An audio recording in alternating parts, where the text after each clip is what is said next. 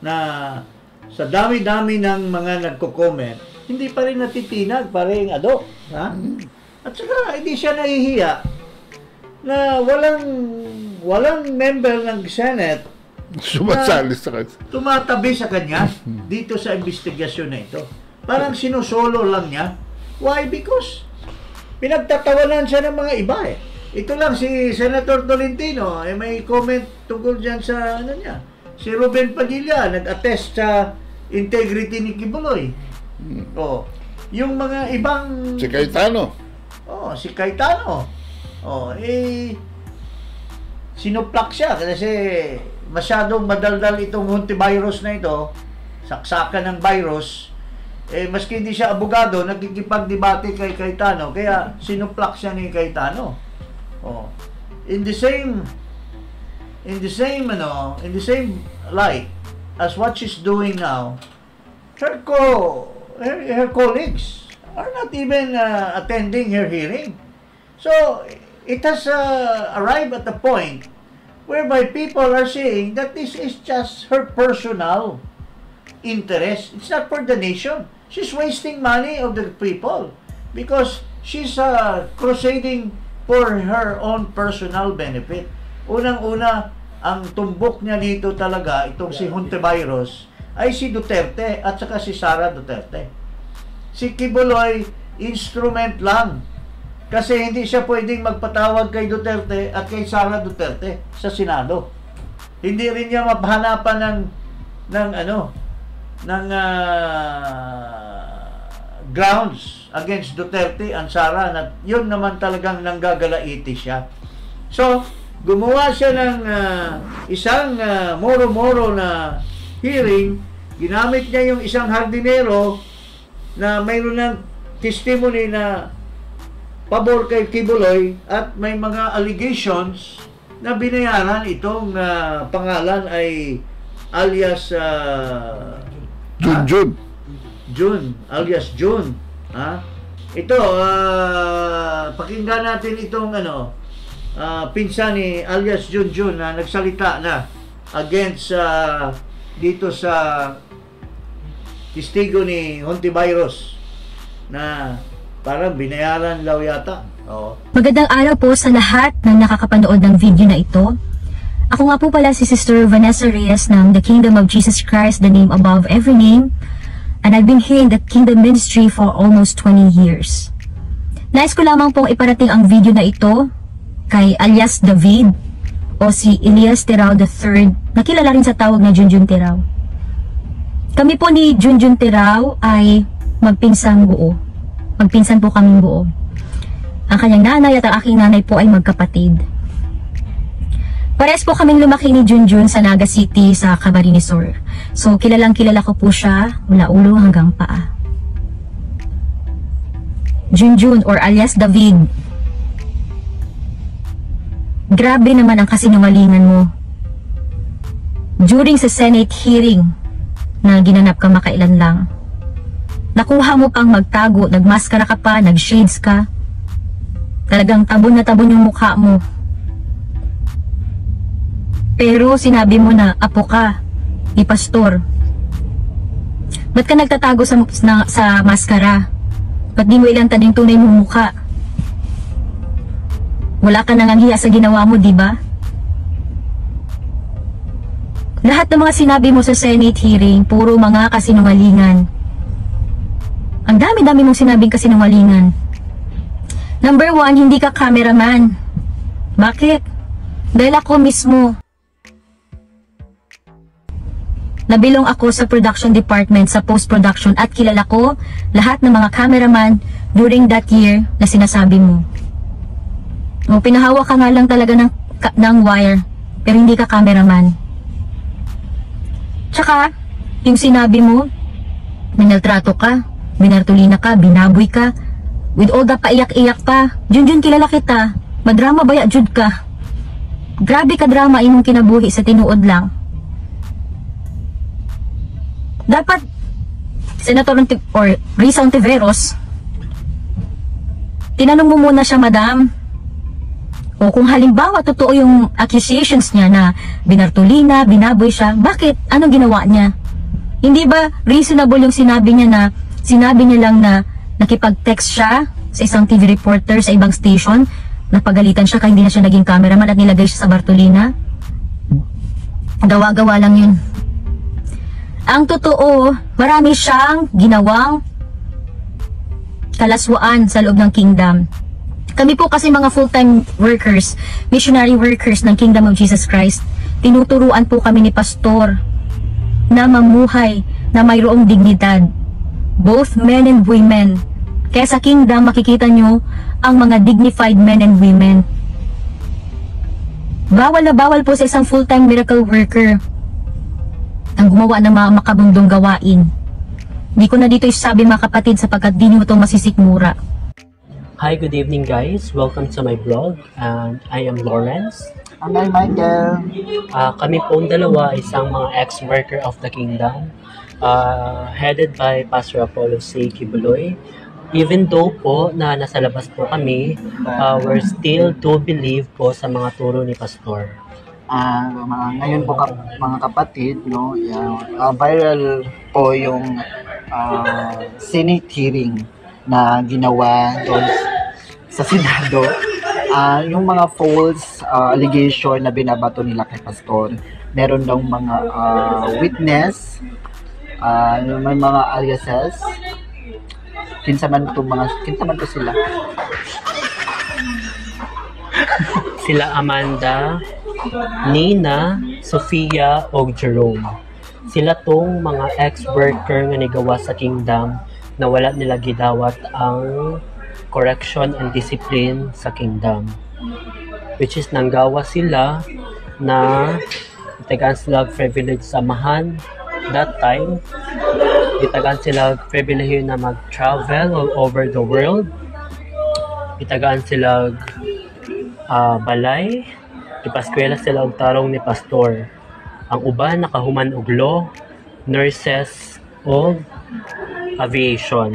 Pero kaning mga nanggawas, nahimo silang ungrateful. Wala sila na contented kung say naa sa ilaha. In short, nahimo silang selfish sa ilang kaugalingon. Wala sila nahimong mapasalamaton. Bagkos ang mga naibigay ni Sir sa kanila ilang gibaliktad, gihimo nilang binaboy nila si Sir, kiingnan nila na physical abuse, human trafficking, rapist, ug uban pa. Karon mga kapatid, no, kami ang uban pa nigawas mi sa kingdom. May mga kanya-kanya po kaming rason.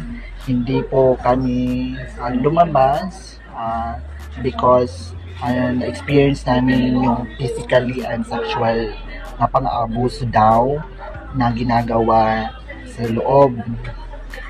In fact, grabe jud ang pagkamaayo ni Pastor sa among mga kinabuhi. Pinaaral kami. Pinaaral kami.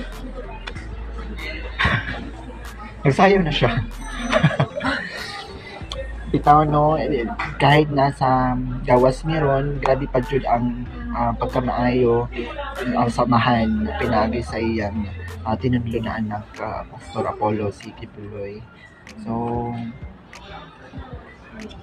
So maulang to, nagkapasalamat gihapon mi ug maayo na gitagan niya po mi guidance, wisdom, knowledge, even though na may diri sa gawas. So maulang to for our next video. Napay mi ma-share.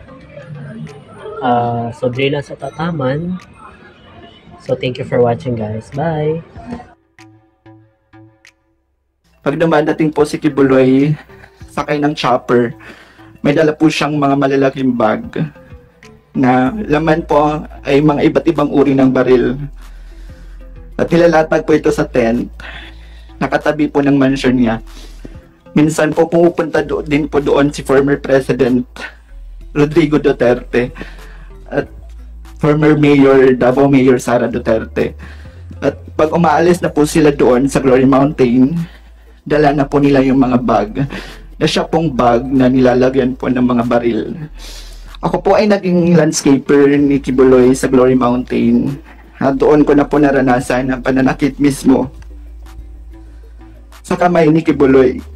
Pag hindi po siya nagagandahan sa aming landscape sa mansion niya, sinasampal niya po kami at pinahampas. Mga 4 beses ito sa isang linggo. Noong 2020 po, nagpaalam po ako na umuwi sa amin dahil hindi ko na po kaya yung pananakit ni Kibuloy. Inassign naman po ako pero hindi po ako pinayagan. Inassign naman po ako sa personal assistant ni June Andrade na isang sa mga mataas na opisyal ng Kingdom. Ito po ako nakaranas ng mga sexual abuse. Pinipilit niya ako na pinipilit niya po ako i-blowjob at i-masturbate siya. May basbas naman doon ito kay Kibuloy. Sinumong ko ito sa Executive Secretary ng Kingdom at CEO ng McDonald's KJC na si Eleanor Cardona. Pero di ako hindi po naniwala bagkos pinagalitan ako at sinampal dahil grabe na daw po yung yawa sa loob ko. Pinag-fasting ako ng 7 araw na walang kain. Gusto ko na pong tawagan yung family ko para humingi ng tulong. Pero wala nang po akong cellphone. Kalagitnaan po ng 2020, ako po ay na-assign sa SME9 News sa Makati bilang pong researcher. 8 AM to 4 PM po yung duty ko sa newsroom. At 6 PM to 11 PM naman po ako namamalimos. Si Tina San Pedro po, na boss namin sa SMNI. Kaya siya din nagsasabi sa amin na kailangan namin ma-hit yung aming mga goals.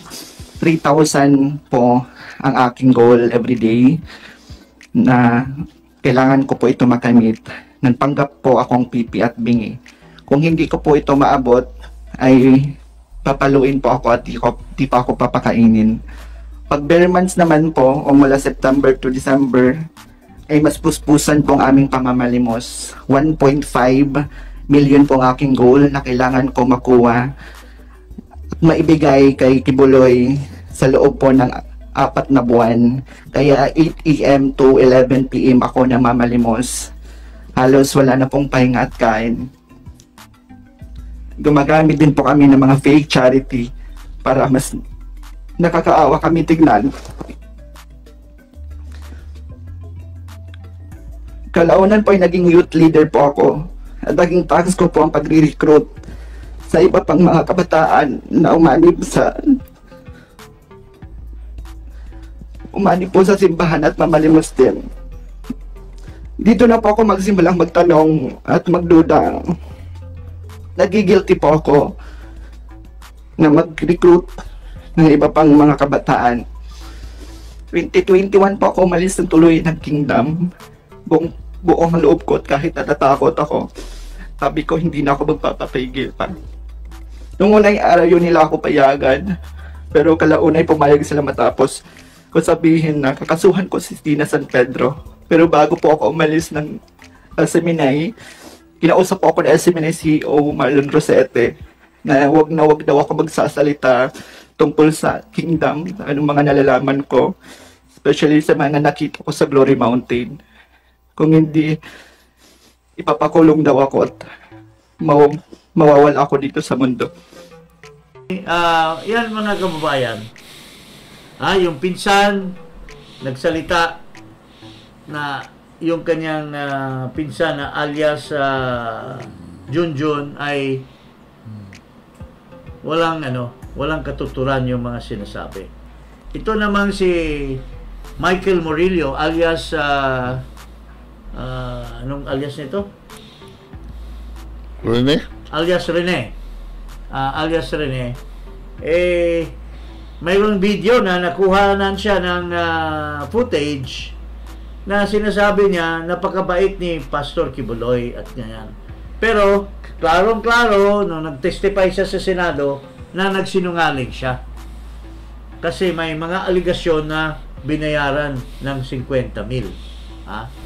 Yun ang mga nakarating sa amin na mga balita. But anyway, ito po ang nagpapatunay na itong mga testigo na sinabi ni Congressman Marcoleta na nagtatakip ng muka ay klarong-klaro na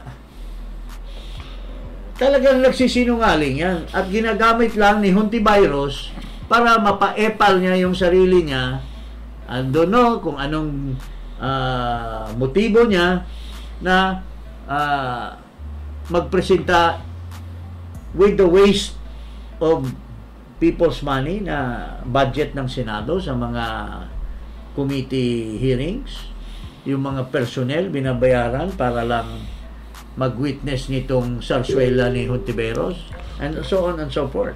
Simple lang yan. This is a real kabulastugan ng Senate of the Philippines for allowing, lalo na dito sa akala ko mabuting tao yung Senate President, kasi nung una narinig natin ay reluctant siya na mag-issue ng subpoena. Hindi ko alam kung may katigasan ba itong Senate President nito at bumigay din, knowing that maraming senador na umaayaw dyan sa hearing ni Hontiveros. Yun po ang nangyayari dito, paring Ado. Anong masasabi mo dyan? Ako nagtataka, Secretary, how can you testify before this kind of a body that requires that you swear to the truth and nothing but the truth kung nakamaskara ka? At alias, hindi mo sinasabi ang tunay mong pangalan. Like, alias rin ang tunay palang pangalan, kung hindi lang nagsalita yung mga nagkakilala sa kanya, ay ano pala? Michael Morillo pala ang pangalan. But that name was never mentioned while he was testifying. Which is a farce hearing. Which is why Hontiveros cannot bring this to court. Because mga incompetent ang witnesses niya. Yes, incompetent at saka bunch of perjurious witnesses or complainants. Why? Because the fact that they cannot appear in their person na walang maskara at saka i-declare yung tunay na pangalan while swearing in, the more reason that they cannot appear in the city fiscal's office or fiscal's office for that matter, dahil they are telling lies, mga kababayan. Kaya po pinapakiusapan ko kayo, mga kababayan, you denounce this Hontiveros, kasi po ginagamit niya ang Senado with people's money being spent for her own personal benefit. Yun po ang nangyayari ngayon dito. Parang anong last say mo dyan? Well, for one thing, ano ba talaga ang batas na ipapasa mo? Samantalang very strict na nga ang ating revised penal code at mga batas. Ang dami-dami na niyang ini-sponsoran that has strengthened the right of women, the right of children, the right of spouses, tsaka yung physical injuries that may occur while nag-aaway yung asawa at mag-asawa. Marami na yung mga batas na yan na the members, the women in the Senate and the House have passed as laws.